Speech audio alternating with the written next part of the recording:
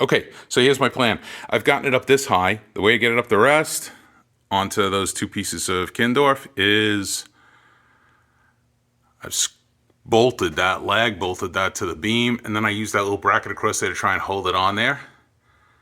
Go into that, attached onto there.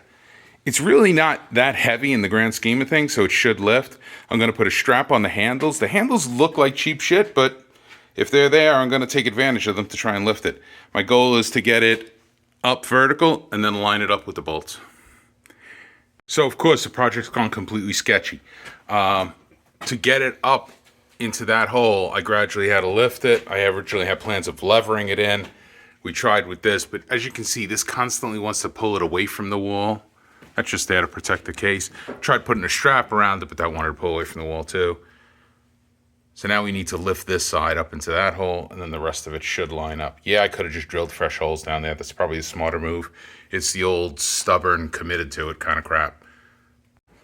So eventually went back to big, that's a 55-gallon drum, and then just stack up some wood, and then you can use this as a pry point, just to get you that last little bit lined up while you screw things in. Yes, in the big picture, probably could have just drilled these and gotten things how we needed them, but this works.